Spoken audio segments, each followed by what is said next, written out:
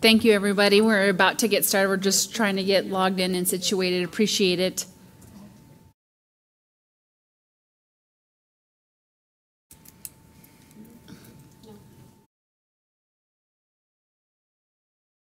How many of you have, this is your first time attending a school board meeting? All right, welcome, yay. They are live streamed in the future if you ever want to watch them. You could do a search. We have board docs, easy to find.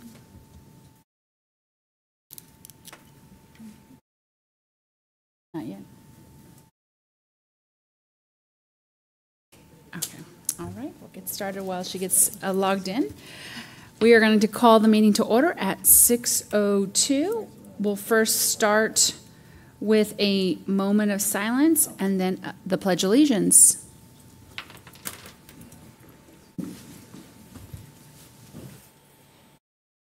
And Miss Airy, do we have a guest speaker for a pledge? Okay, no problem.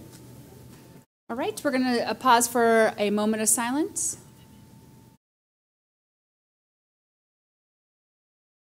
Please join me in the pledge.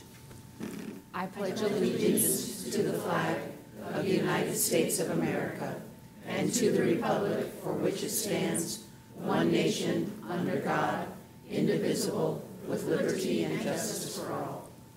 Thank you.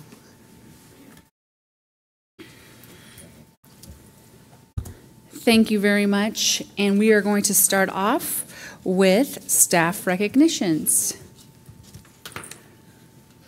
Good evening, President Ceja Martinez, members of the board, Mrs. Pallas Thompson. Tonight, we are going to highlight one of our district's exceptional programs for our youngest learners, our preschool program. And it's been probably quite some time since we brought this program before you, either to share a little bit about what they have going on in the preschool world, but certainly to recognize them, tell them how much we appreciate the hard work that they put in, and celebrate some of the recent success that they've had. As you know, families have many options to choose from in our community when it comes to where they are going to enroll their child in preschool, and we are so very proud of the options that we have here in our school district. All Peoria Unified Excel preschool programs voluntarily participate in Quality First. It's the signature program of First Things First, and likely you've heard of the First Things First program for our community. The quality of each program is assessed every other year using a variety of tools. Based on the results, each program is given a star rating, and it's quite easy actually to go on and check to see the rating of a particular program to give you some indicators on whether that might be a program you'd like to explore for your child. Well, these scores range, or these star ratings range from 1 to 5 stars, and recently 8 programs in the Peoria Unified School District were awarded with 5-star ratings. I can tell you very, very few providers reach this level. It is extremely difficult to achieve, and certainly something that deserves a huge round of applause.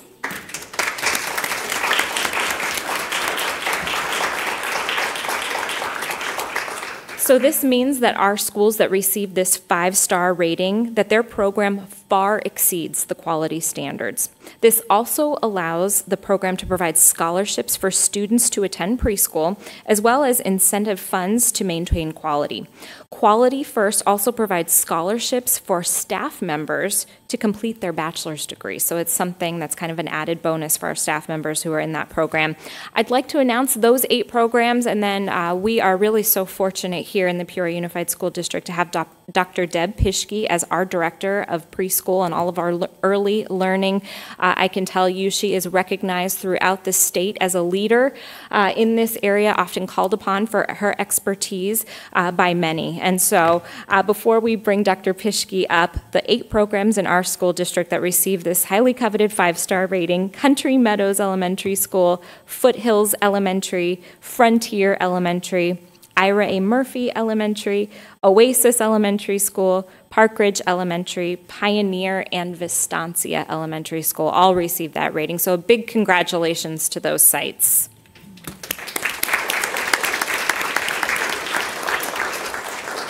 As I mentioned, we have Dr. Pischke here with us tonight. I'm going to invite her up to the podium. I know she has some of her staff members here who certainly helped to achieve this success at our programs, and so I'm going to turn her over to you so she can introduce them. But I just want to just once again thank Dr. Pischke for the role she plays and the work that she does with our preschool program. So thank you, Dr. Pischke. Oh, thank you, but this really isn't about me. It's about these people over here. President Ceja Martinez, Mrs. Pallas Thompson, members of the governing board, thank you so much for taking this opportunity to recognize my staff. They have worked so hard. And I just wanted to let you know that in the Northwest Maricopa region, there are only 10 5-stars. We have 8 of them. So I think that's pretty impressive. Our other programs, we have 8 4-stars and then one that's at a 3-star right now. So extremely, extremely difficult.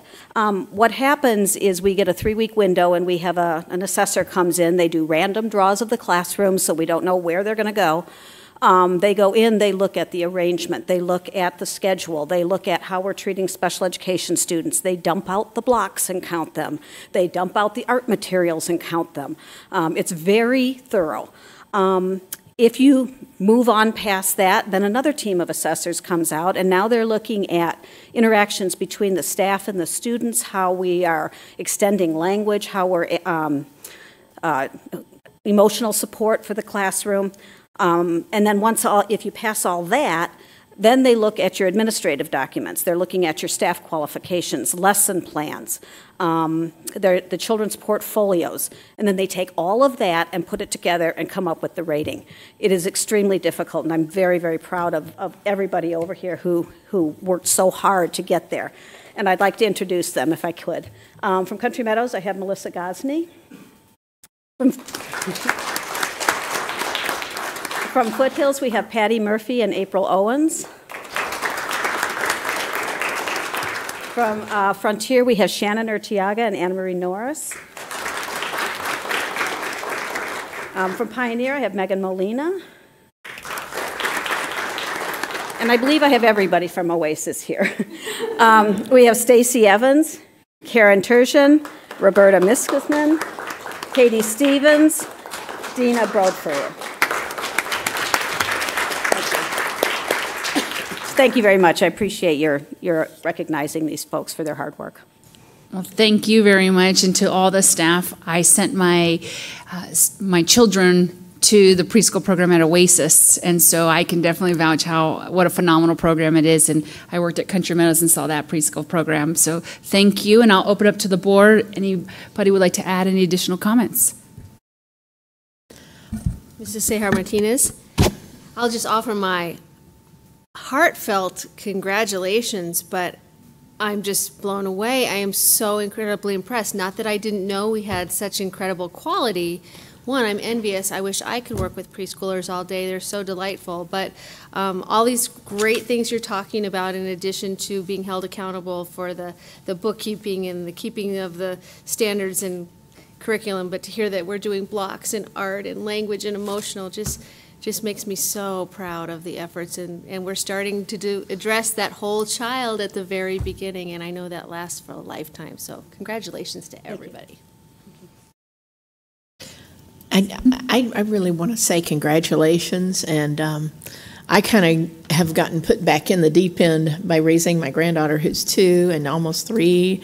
So these young folks, yes, they are delightful, but they're a handful, and I am very much in awe of people that can corral a classroom full of those and get them to learn and understand them and work with them the way you do. God bless you. Thank you very much for your hard work. Mr. Sandoval? Thank you. No, absolutely going to echo our fellow board members that have spoken at this point.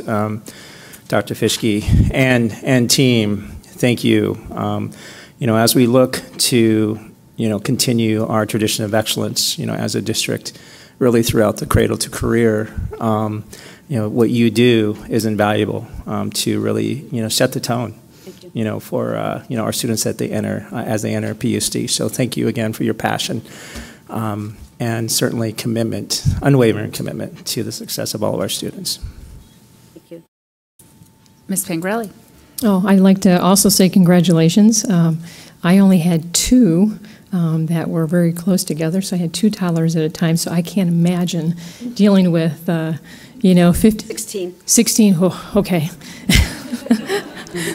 Well, congratulations, and thank you very much for coming this evening. Thank you very much. Thank you.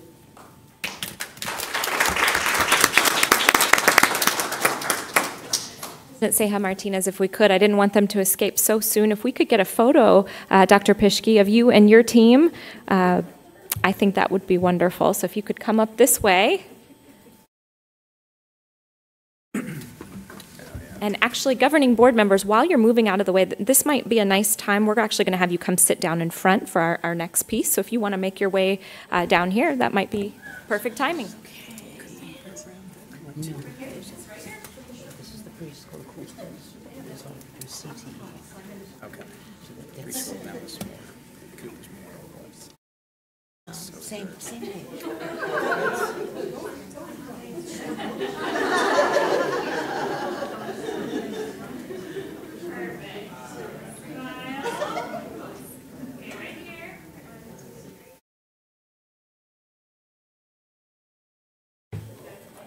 One last congratulations for our preschool team. Well, our next group really needs little introduction, which is why I asked all of our board members, Mrs. Pallas Thompson, to come down in front, but we are in for a real treat this evening. We are going to receive a performance by our Summer Theater Enrichment Program. This takes place over at Ironwood High School, began actually in 1990 by Mr. Lyman Akers and Julia Rowe, who's now retired. We are so pleased to have both of them here tonight and the students that are under their direction. I know Tanya Bamey from Sunrise Mountain supports this program as well. Again, I think we'll let their performance speak for itself. So without any further ado, and performing two songs from In the Heights, please give a big round of applause to Ironwood High School Summer Theater Enrichment Program students.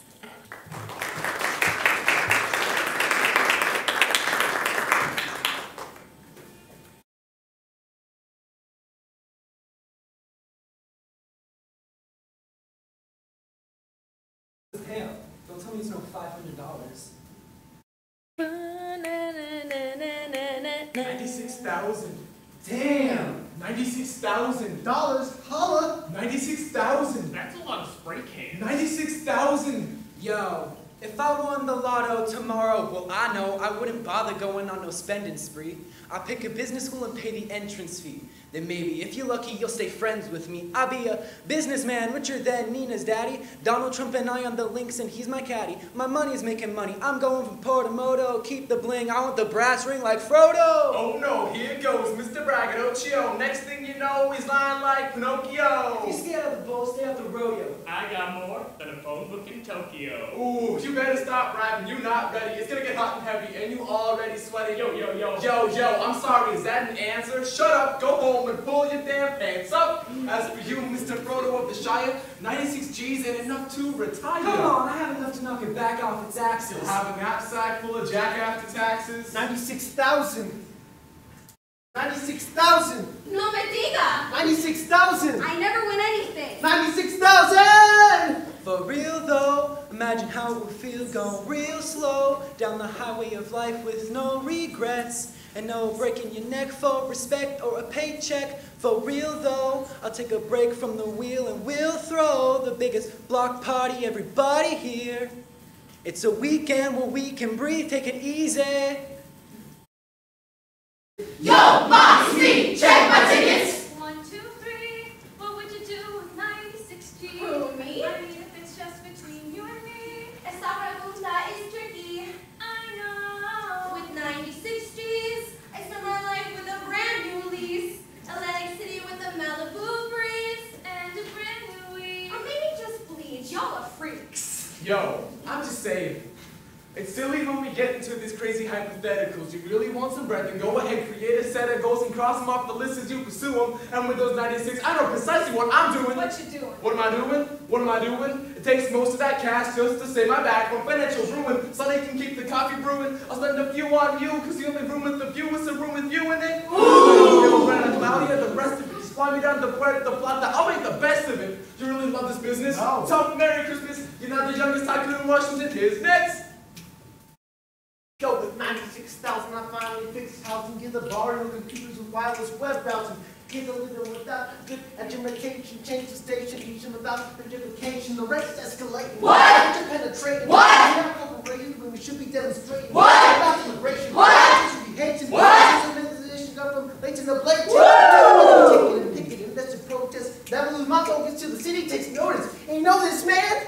I'll never sleep because the ghetto has a million promises for me to keep. You are so cute. Think of the top of my head. 96K. Go. If I win the lottery, you'll never see me again. Damn, we only joking. Stay broke then. I'll be downtown. Get a nice studio. I'll get out of the barrio. For real though, If I now how win it the feel, real slow, down the highway of life with no regrets, and no breaking neck for respect or a paycheck. Yo. It's 96,000!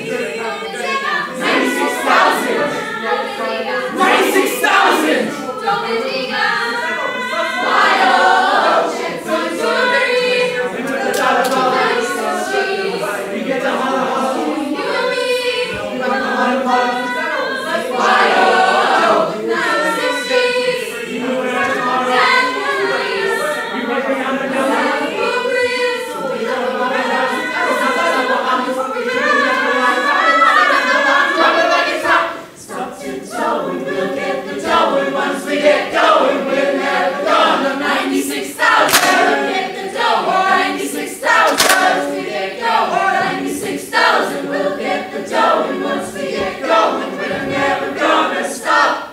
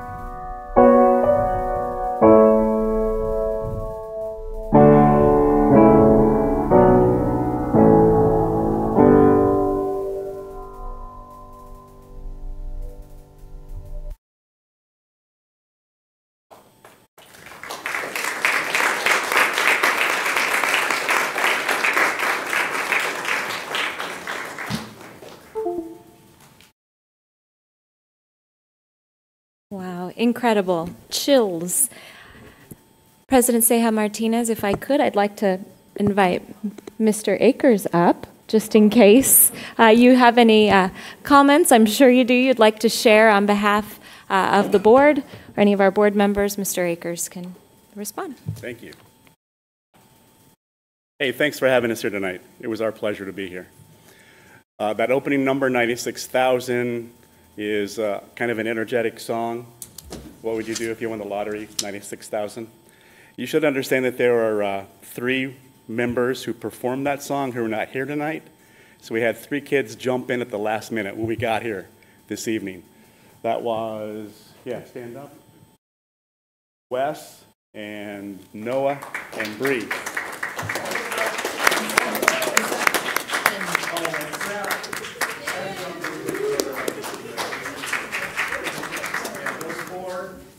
Just knew the song from watching their friends, and they just did it for you tonight, first time. That's all I got to say. You guys were wonderful for having us. Thank you. We enjoyed ourselves very much. Thank you. Who has comments? Yeah, well, thank you. Thank you so much to all of you, and definitely all the lessons you learned. We could be here all night talking, but I've been informed we have a timeline. So thank you. I went the first night and breathless, and I already spoke to all of you. Thank you for sharing your passions with all of us, so thank you. Could we just get a little synopsis of this summer program? Who participates, how big the program is, how long it runs? Yeah, we started back in 1990. My thought was to give kids in theater an opportunity over the summer to keep their skills sharp, but also to kind of give a pre-professional experience. Because they're not in school, so they can rehearse for 4 hours solid, so they kind of see what it's like to be out there as a professional. And we've been doing it ever since with Julia Rowe. We started it over in Ironwood. And it's open to any high school age student, from an incoming freshman to a graduating senior. So anyone in the world, literally. We've had students from Spain, Italy, and Germany who were exchange students who stayed over to be part of the summer program. We've had kids from as far away as Apache Junction, Agua Fria, Deer Valley, Apollo.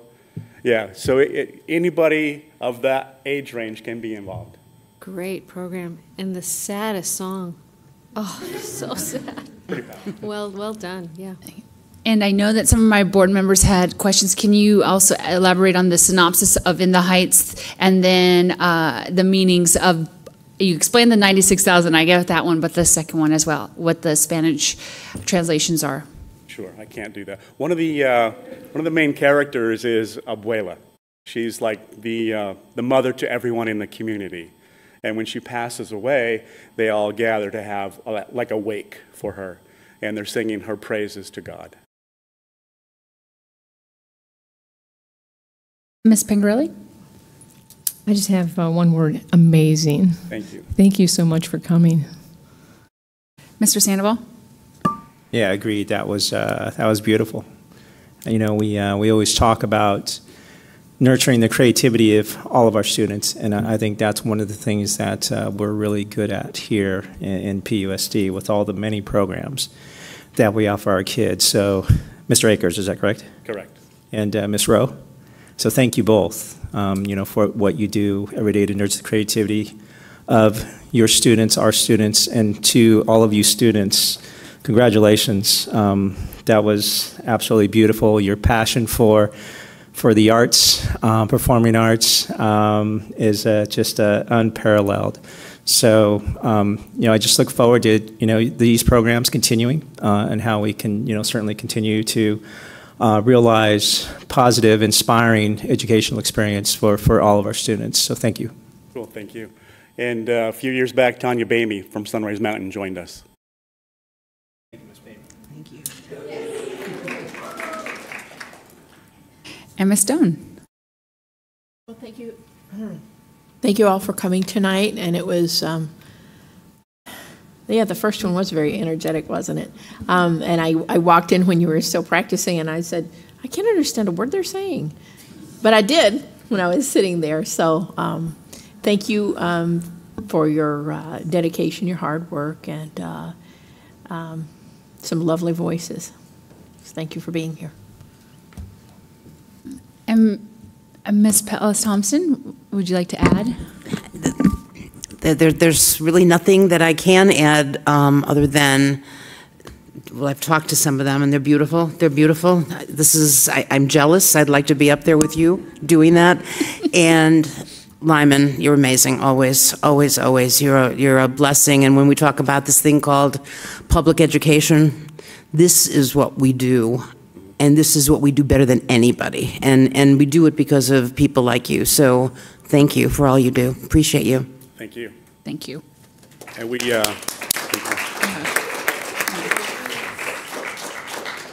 we do have auditions for the faculty showcase.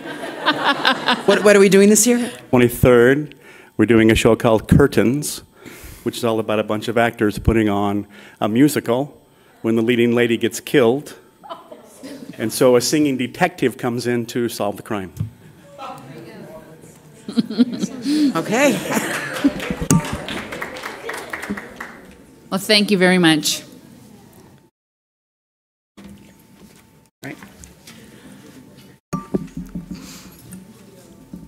All right, we are going to move right along to board recognitions.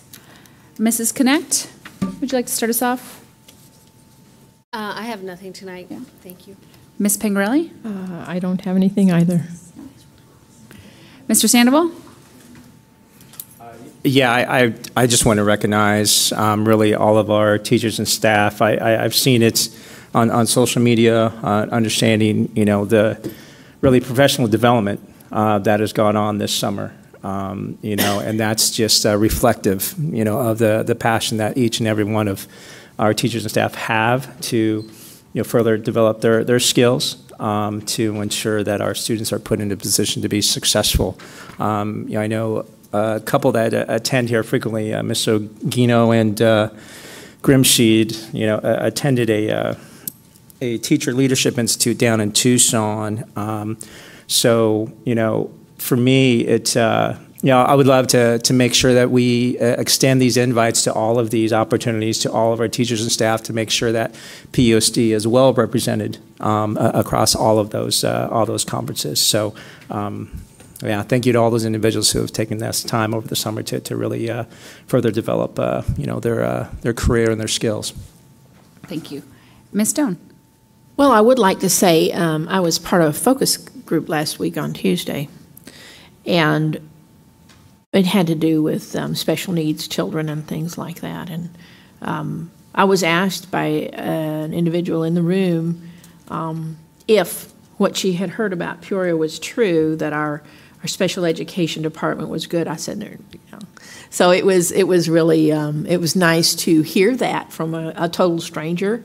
And it was nice to be able to confirm that we do have very excellent education for our special needs students. So I just want to say thanks to everybody that makes that happen. Thank you. And then I do not have any board recognitions. They already left. So for this evening, I am good. Ms. Connect? I'm sorry, I forgot. It feels like it's been a long time since we've been together. I did attend the Arizona School Boards Association Summer Leadership Institute in Flagstaff. And they spent a day and a half really talking. It's about leadership, cultivating good leadership practices. And I did bring back some things that I will share with Mrs. Pellis-Thompson that, if you wouldn't mind, ma'am, disseminating some good conversations about a lot of topics that I think are very relevant to where we are right now. Thank you.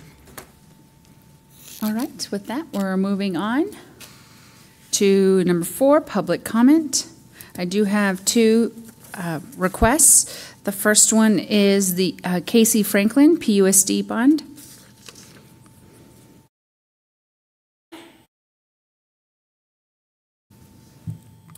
Thank you. President Ceja Martinez, Superintendent Pellis-Thompson, and members of the board. Thank you for allowing me time this evening to address you. My name is Casey Franklin, and I have the honor and privilege to serve as the chair of the Support Peoria Students Political Action Committee, which exists to support the bond that you all voted in favor of on May 24th. We have created an incredible, dedicated, and diverse team of volunteers, and we're working very hard to ensure the passage of this bond in support of our 37,000 students on November 6th. I will be reaching out to you personally in the near future with my contact information. I would encourage you, if you have any questions or concerns, to not hesitate to reach out to me. I'm happy to address any of those. We're grateful for your leadership and your insight in the creation of this bond and look forward to an ongoing relationship this election season and beyond. Thank you for your time. Thank you.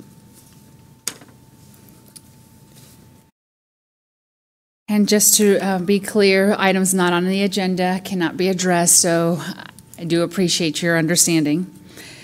Next, I have a guest speaker, Paul Golphin.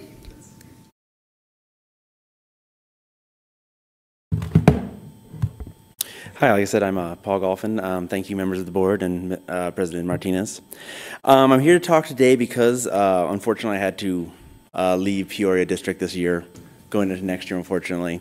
And because of that, I had to break my contract. Really, the job that I applied for opened up the day after I'd signed my contract. One of those unfortunate incidences where I thought I needed to, continue my job.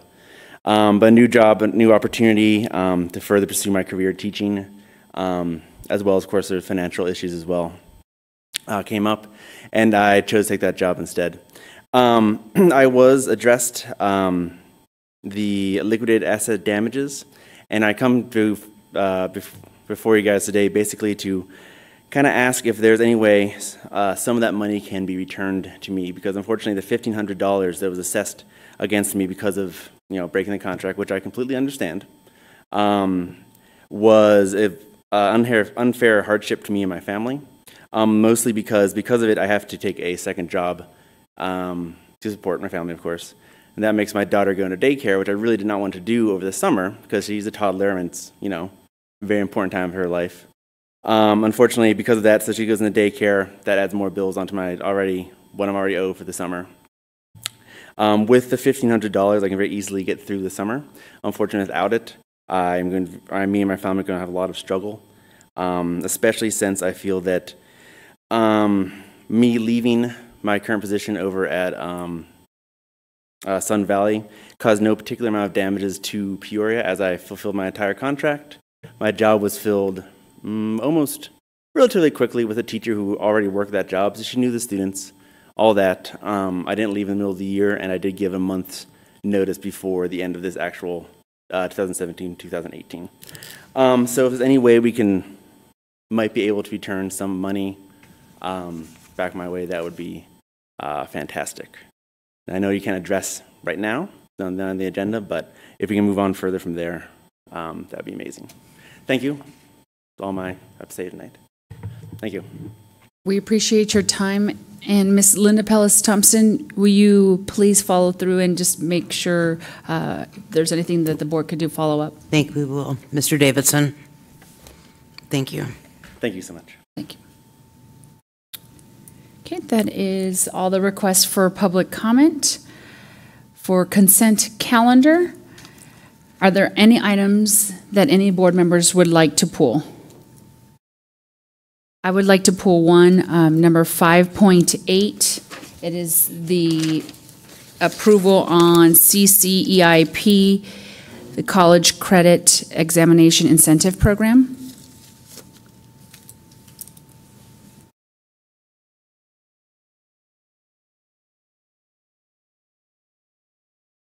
Do I have a second? Oh, sorry, second. Okay. That's all right. No, you don't need a second to pull an item? No. My apologies. No, but we'll do it like this. I move to approve the Perfect. consent agenda with the exception of item 5.8. Thank you. It's been a while. I'll second. I have received a motion to approve the consent calendar, excluding 5.8 by Ms. Connect, and a second by Ms. Stone. Please cast your vote.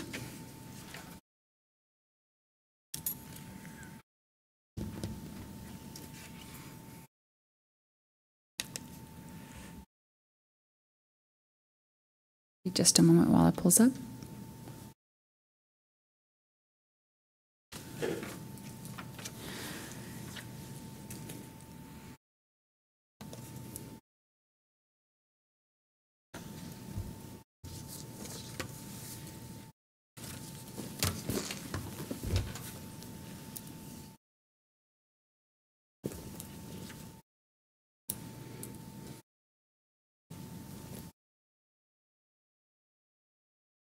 Motion passes 5-0. Thank you. And for the opportunity to speak on 5.8, I wanted to address this with the board and the administration. This specifically discusses and addresses the new monies that we will be receiving from the legislators that they recently approved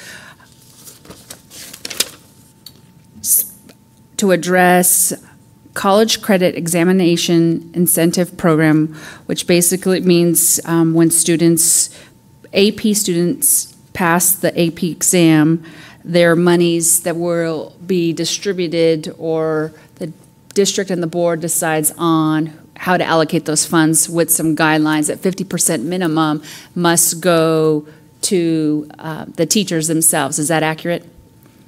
Okay. And the reason why I wanted to bring this up, a couple of things. I know this is new monies. Looking at the percentages, I had the opportunity to speak to everybody, so I appreciate that time. Highlight that the bottom line is 70% of this money will go directly to the teacher, and 30% would be administered to the school site so that they can determine best use to continue to support those services. What I would like going forward, I will accept the recommendation by the administration, but looking at the AP courses, the questions that were answered and distributed to all of us, couple things, making sure that AP courses across the district are equitable, that there's that the courses offered are accessible at all campuses, recruiting teachers that are qualified and creating assessments that they're highly effective in those courses. And a big one to consider is taking back this monies back to the budget committee to create a recommendation going forward on how this money should be dispersed. If a student is taking an AP class, there should be required or consideration that they take the AP exam. I believe we have high qualified students that are capable, and that encouragement by the board and the administration and staff would be a strong voice to support that. That's all I wanted to highlight. Just one more comment on that. If we're going to take some time to assess and watch this AP program evolve, I think that's always a good thing to be doing continually. A novel idea that I've heard about, and I know that there would be there could be expense attached to it, but I think ultimately the goal is to have more kids take advantage of these kinds of higher academic, more rigorous programs. And one thing to consider, or at least explore, even if it's a thought experiment, is what if AP is not an opt-in program, but an opt-out program, in that everybody is expected to take AP classes? And I would agree, if you take the class, you should take the test.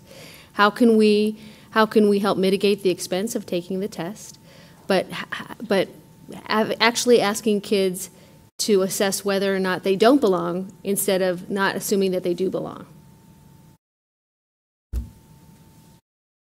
Let's assume that they do, that everybody does. Excellent, and I would second those comments. Again, this is new monies that we're coming into, and so setting those expectations, I would like to see in the future that the administration bring back along with a budget committee recommendations, how we can further that conversation. Mr. Sandoval, Ms. Stone, any other questions, comments? No, I would agree, and I think, as we allocate the monies, and right now we're approving is 60% going to each teacher, 10% to applicable benefits, and 30% to the campus. Is that correct?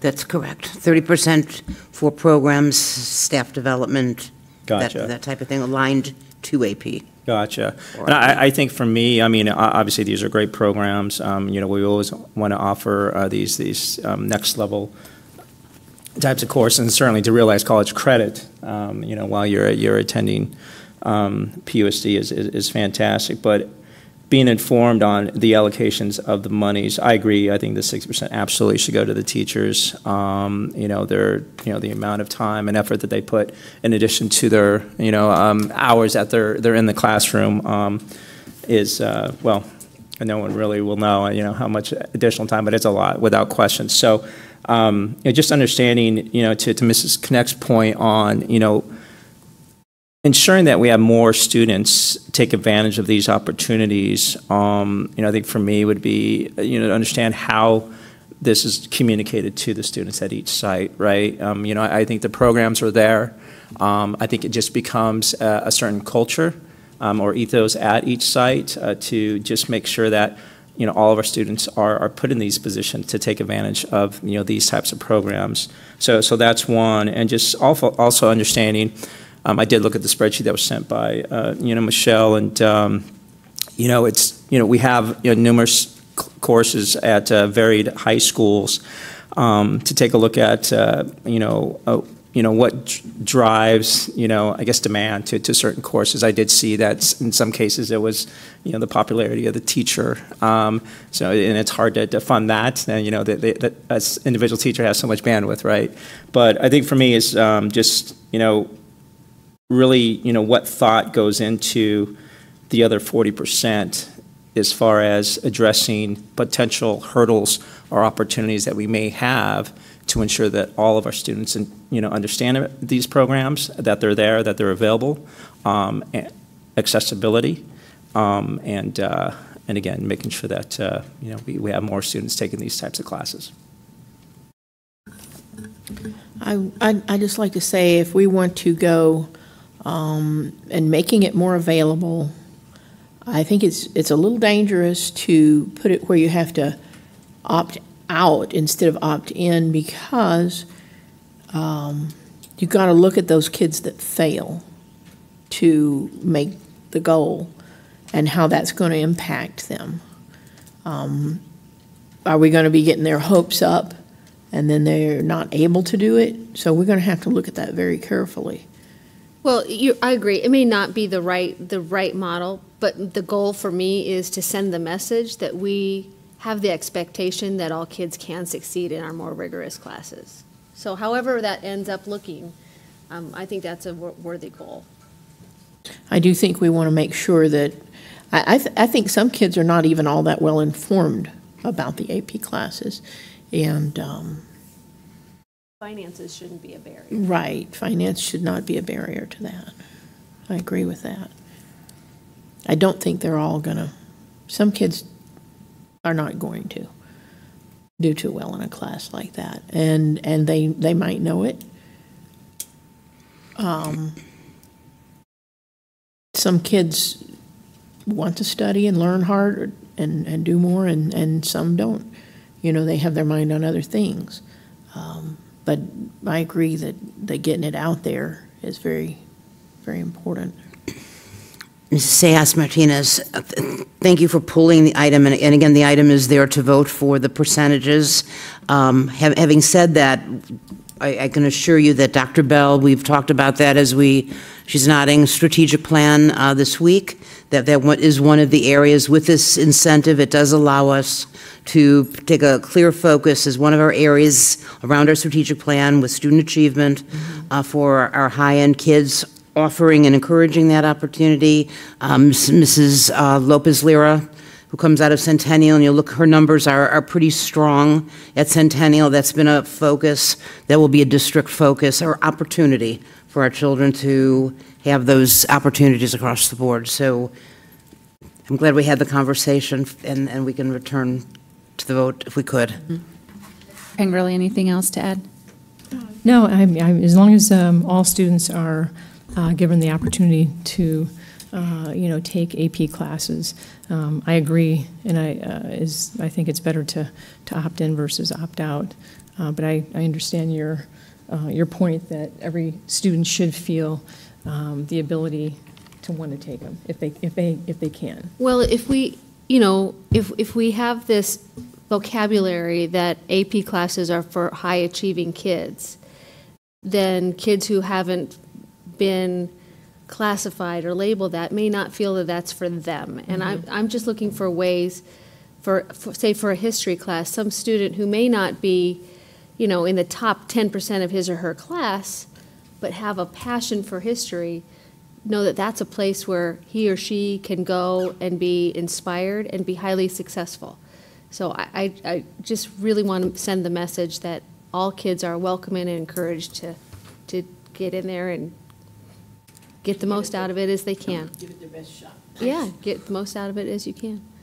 Excellent. So from what I hear, and addressing specifically the 5.8 agenda item to approve the percentages based on the value we received and direction from legislators, is my board is saying giving more opportunities to students, that we can incentivize teachers so they can focus on meeting the students' needs, taking that information back to the administration and the budget committee so we can create more opportunities.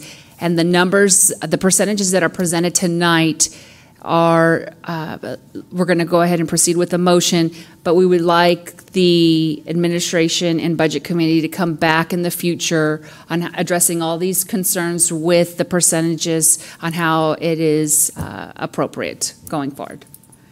Okay, with that, I move to approve the recommendation for the College Credit by Examination Incentive Program. I'll second. We have a motion by myself and a second by Ms. Pangarelli. Please cast your vote.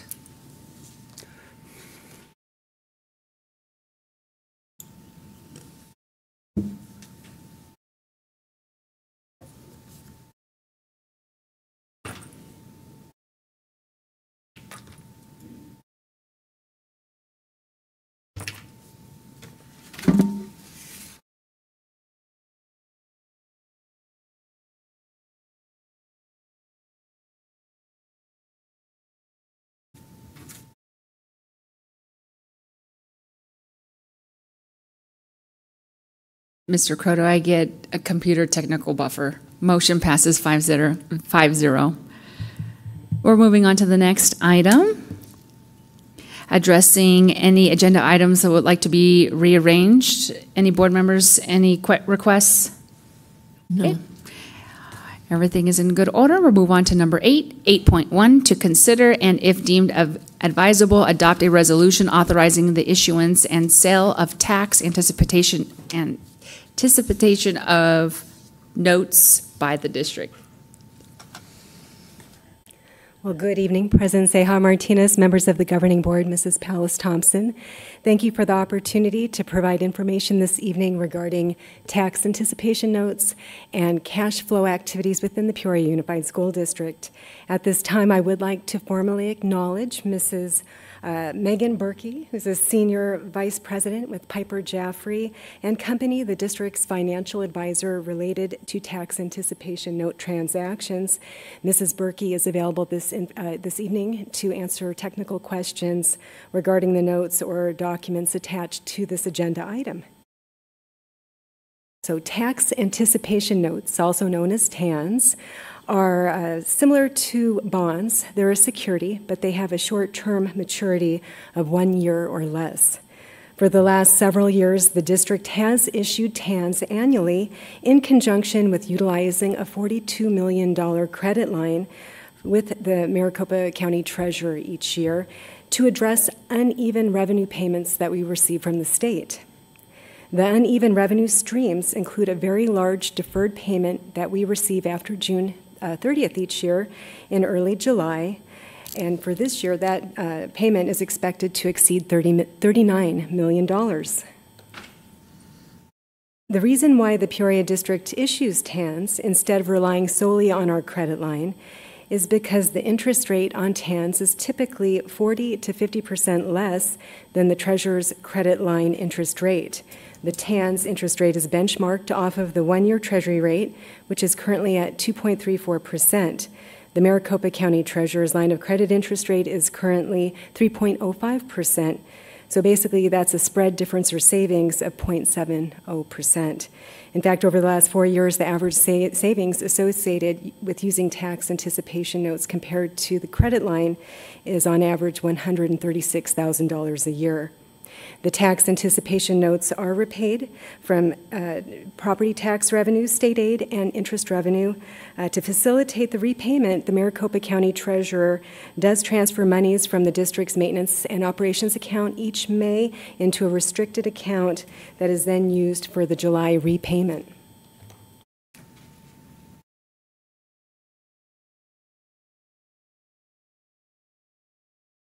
In July of 2017, the district issued TANs in the amount of $41 million with a $46 million authorization. Administration recommends that the governing board adopt the resolution authorizing the sale of tax anticipation notes not to exceed $43 million for fiscal 2019. This concludes the tax anticipation note presentation at this time. Either Ms. Berkey or myself are available to answer your questions.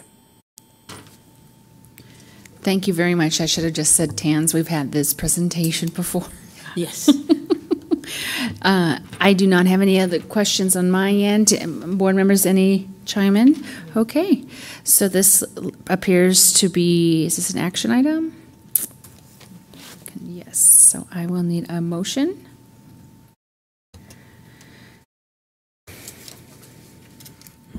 I move that we authorize the sale of the TANs and for the board president to sign the documents on behalf of the board. Second. We have a motion by Ms. Doan and a second by Ms. Pangarelli. Please cast your vote.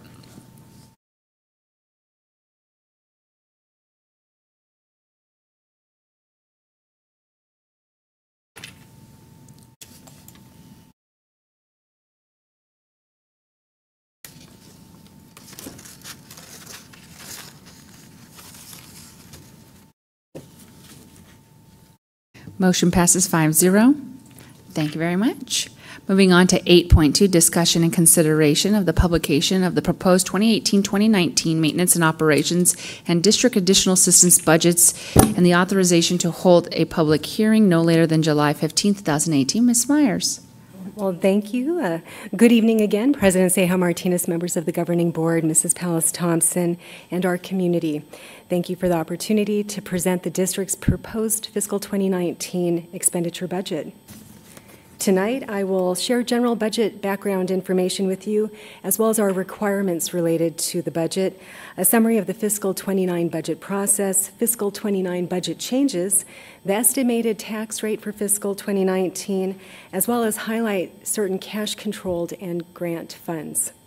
I would also like to acknowledge the work of our budget analysts, Mrs. Veronica Fabella. She does a lot of work related to our budget each year, and I'd like to thank her for her assistance during this process. Each year, school districts are required by statute to propose and adopt an expenditure budget by July 15th. A public hearing notice is required to be published related to the proposed budget, and the public hearing is convened prior to the budget adoption in July.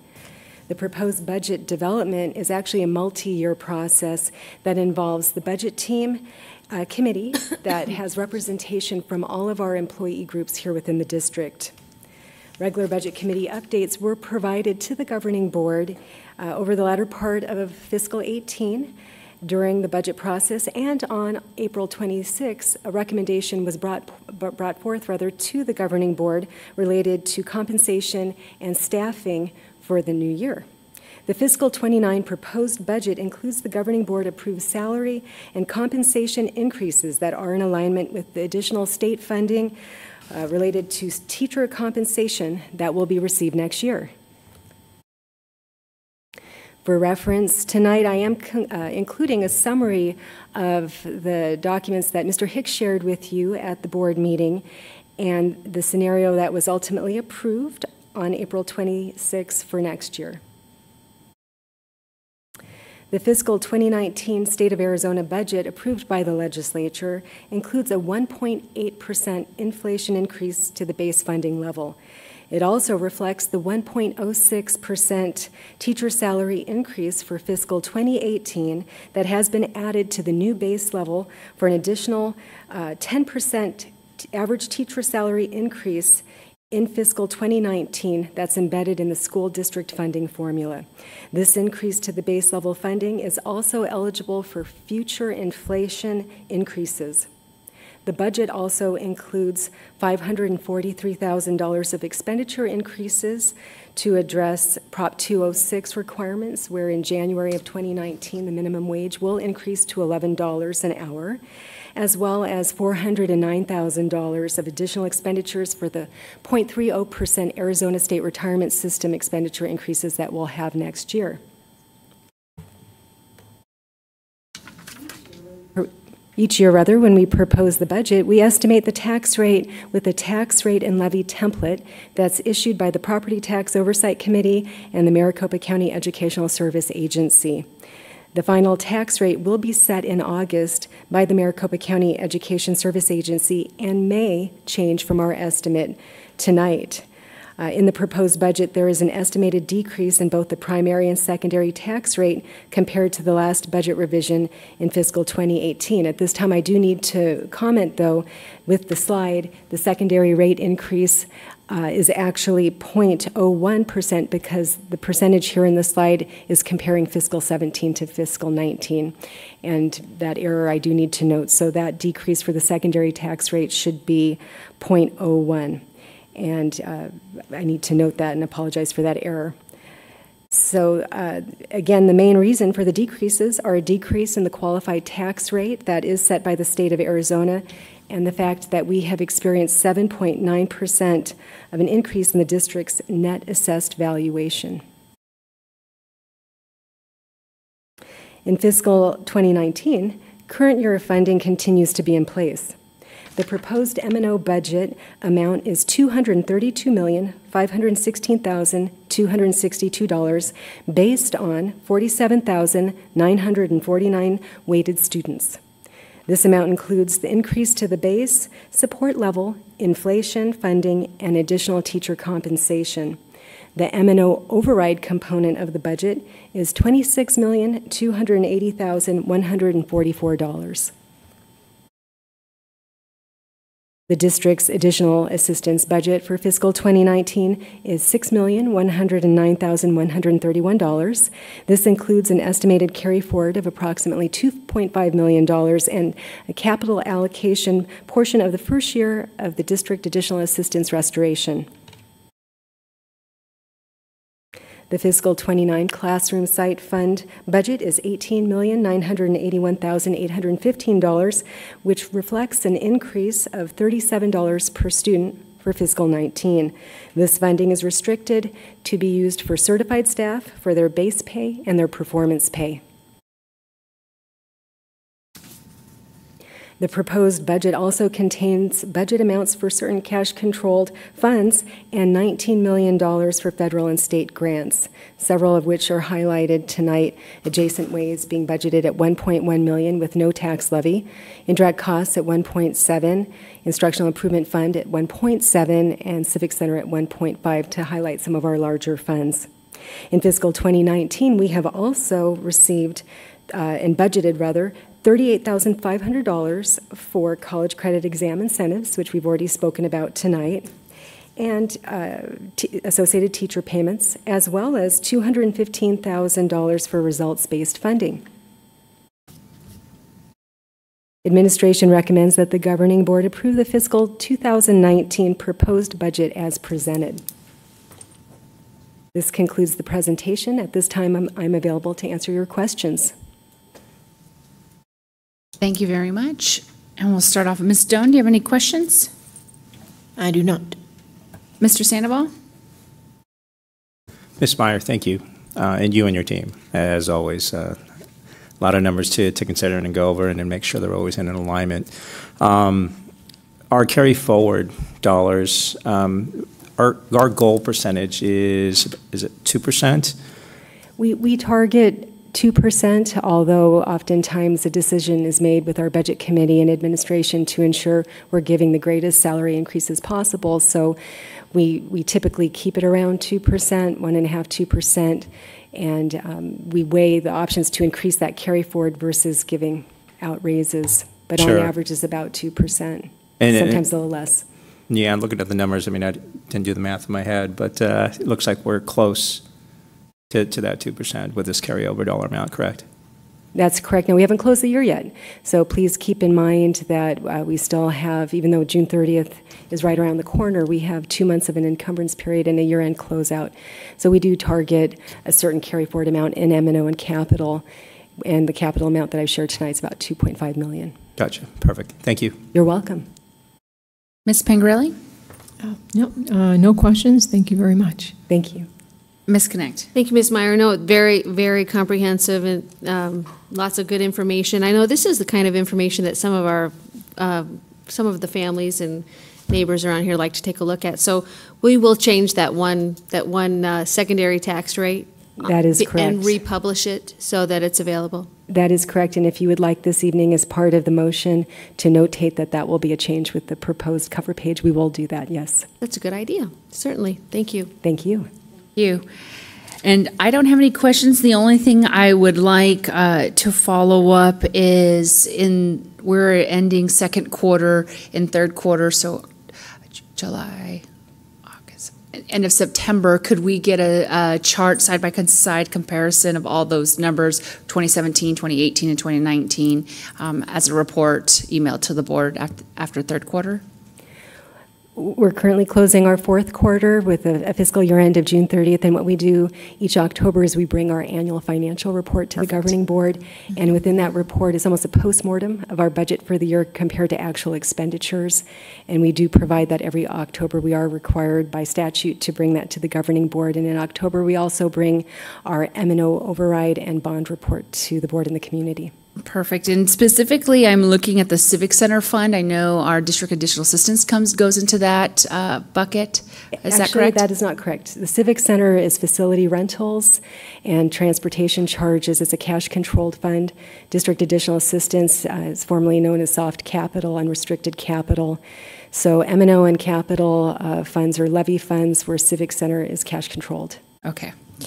I know one of the past reports we received at the board, specifically the Civic Center, so I wanted to see that comparison. So thank you for clarifying all that information. And at this point, we're ready.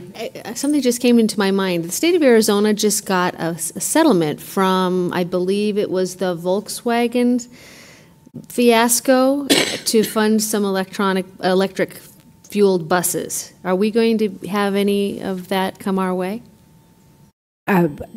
If I may, I do have information that I could share during our legislative update on what's been shared with districts and guidance that we'll be receiving in July. Okay, that's exciting. Great. Thanks. Thank you. And with that, I have a motion. I move to approve the 2019 budget as proposed with the slight change to the secondary tax rate on one of the slides. The reference on the page, the first page, is referencing our tax rate for fiscal 18, and the secondary needs to be updated to be 18 actual. It was left at 17, so we will make that correction. So, right, with the change noted as Mrs. Meyer said. What she said. We have a motion by Ms. Connect as they stated, and a second by Mr. Sandoval.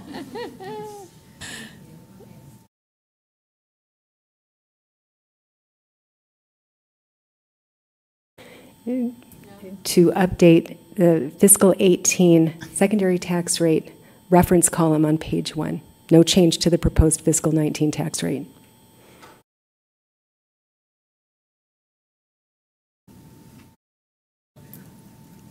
No. You didn't take the whole page.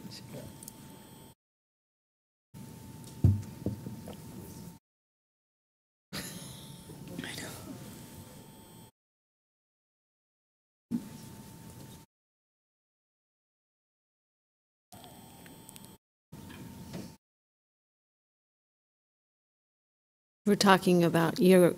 Are your ears burning? It was all good things. Well, thank you. Pretty impressed with your mind. Well, thank you. It's a hard act to follow, theater kids. And so I was trying to bring some energy and excitement to these agenda items.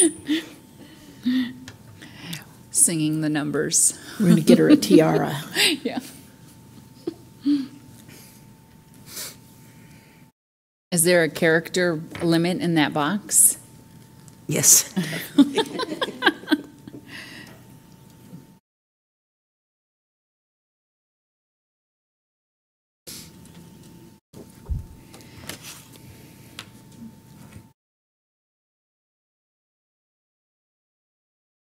Mrs. Connect, and a second by Mr. Sandoval.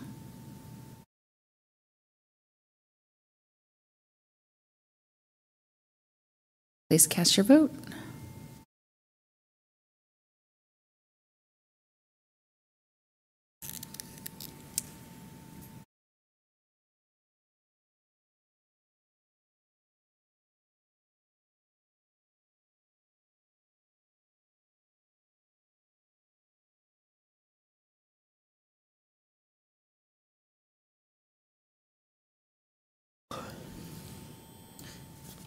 Motion passes 5-0. Thank you very much. Thank you. Okay, moving on to 8.3, report and discussion on local, state, and federal legislative issues. Did I skip it again? Anything? Okay. Ms. Linda Pallas-Thompson. Mrs. Sejas Martinez, I have nothing at this moment. And then Ms. Myers, I believe, is this where she was going to give the update? And the Volkswagen? On the electric buses? Buses and the money. Thank you. This is President Seha Martinez, members of the governing board, Mrs. Pallas-Thompson. In early June, the governor's office announced that a $38 million settlement, or rather funding amount, had been identified out of the $57 million settlement with the Volkswagen lawsuit, and that $38 million will be made available to assist Arizona school districts with the replacement of older school buses with high miles. Specific details will be published in the future, but some of the details that have been released state that district school buses that are 15 years or older and have over 100,000 miles will become eligible for the new school bus replacement program. Priority will be given to districts where at least 60% of the students qualify for federal free or reduced lunch programs. ASBO has reported that based upon the number of school buses currently in use with the required years and miles, it is anticipated that there will be more eligible school buses that qualify for the funding than available funding. However, it is expected that this new funding program will allow for an estimated 280 older school buses to be replaced. It is possible that the funding amount will allow virtually all districts with buses that qualify to get at least one bus replaced. Some funding for alternative fuel school buses may also be available. The School Facilities Board will administer the program and set up the application and approval process, and school districts will receive additional guidance in July. We are registered for the webinar. Good. Thank you. Excellent. Any other additional issues to report? Not this evening. Thank you. Okay, thank you. All right, moving right along to number 9, informational reports. 9.1, district budget report ending April 30th, 2018. This can be found online as well. They're also available to all of us. Number 9.2, budget facilities planning and construction report. Again, this is available online. If you have any questions, it goes by school and where the money is being spent. Number 9.3, district enrollment report for the month of May. Those numbers are available online as well. And number 9.4, report on upcoming meetings and events. Ms. Aries, is there anything you would like to highlight?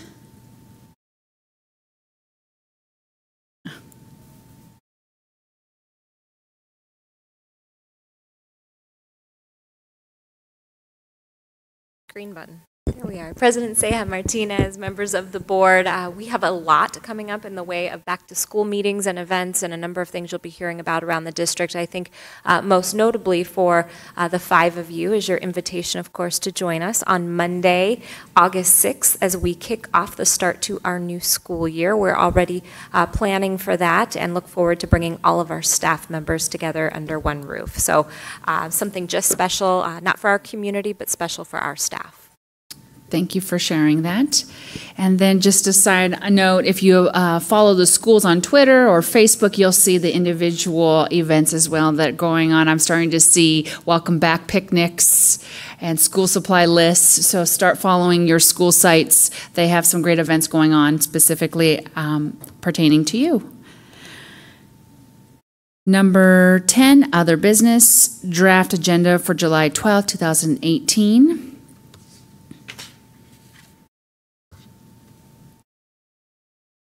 That will continue to work. We have a long list of items now that we have a strategic plan. Get that fine-tuned. And number 10.2, requests for any future governing board items. Mrs. Sahar Martinez, this may be a little premature. One of the topics that we discussed at the Leadership Institute, it was kind of the different school districts got together in tables and talked about what was on their minds. And our group ended up talking about, it was a very organic conversation, about equity and accessibility from a financial point of view, and about minimizing the out-of-pocket costs for some of the things, opportunities to families. And so what I'm going to do, I'm kind of giving a heads up, I'm going to summarize my notes, and that's what I'm going to send to Mrs. Pallas Thompson. So I just wanted you guys to know, my colleagues to know what it was that I was thinking, and I'm hoping that that generates some further discussion on how we can be creative on trying to do some of those things. Okay. I know fees is an agenda item usually that we discuss, so we can align that. And as you can see, Michelle and I always butcher your name. I do apologize. But she has done a phenomenal job taking all our requests and categorize them based on strategic plan on the right-hand side and by department and dates requested. So now that that is very organized, we are working on that. Ms. Pangarelli, is there anything you would like to add to this chart? Lengthy enough right now. Mr. Sandoval? No additions. Michelle, do you mind scrolling down a little bit? I just want to make sure I'm not missing the liquidated damages that we added, I think, in our last meeting, right? I don't see that in there. And that's a great point, Mr. Sandoval. If you don't mind, board, taking a moment now or in the future, if there's anything that you recall that we requested that you communicate that with Miss Pallas Thompson, so that we can make sure it's added. You got it. Thanks. And the best part about this list is at the top where we have our strategic areas. So if something doesn't fall within one of those areas, we can maybe take a step back. I would agree. Ms. Doan, is there anything? I would like to, I think it's more of a question than an agenda item that maybe could be put to staff. I have had quite a few emails over the past few months about different HR problems that stretch out for weeks and months. And I think that I would like to understand the process and why, things might go unresolved for as long as they do, or what's going on there. I just would maybe like a report or a synopsis or something on how that works. I know only the people that are dissatisfied write their board members, but they deserve to be heard too.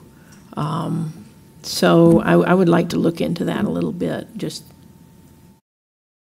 from an overview point at this point, if I could. Perfect. Thank you. I believe that would fall under safety and well-being. Yes.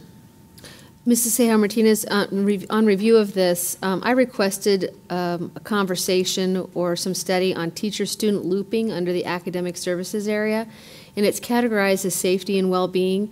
It is actually a student success area. Thank you. It's about academic achievement. Yeah. Yes, just review it, make sure we didn't miss anything, and then follow up with Ms. Linda Pallas Thompson so that we can get it updated. I do have one request.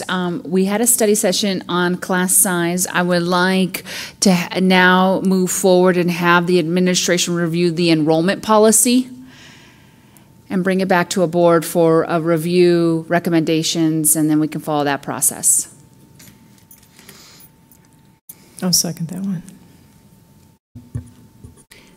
Mrs. Sayas-Martinez, may I also say, with respect to future agenda items, you can be expecting in the near future, if not next board meeting, the following one, we will be having policy updates and bringing them to the board on a regular basis until I feel that we're comfortably, and we feel we're compliant as we need to be with all of our policies. So you'll be seeing them. We'll start with the ones that are sitting on your list first. We may need to consider dinner. I'm just saying. Setting the expectation, bring a snack. Well, wouldn't that be the kind of thing that, you give us an assignment and you say, please, before the next board meeting, review items these policies. Right. Review I don't these think we need to question necessarily sit in Right. the same room to read them. And maybe put them on a consent agenda item or something Bring our like that. questions. Yes, perfect. Okay. Those will be coming in future governing board meetings. So you can, So and, read and they're your fun. emails. We get used to them. They're fun to go through. Yeah, I'm looking forward to it. All right. Read your emails with the policies.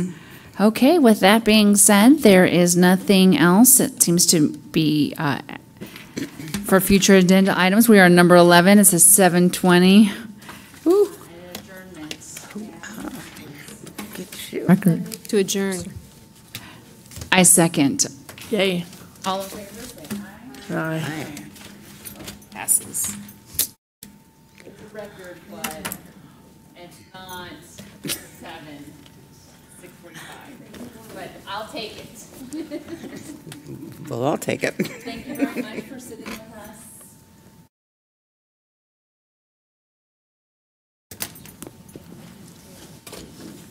Do you know them?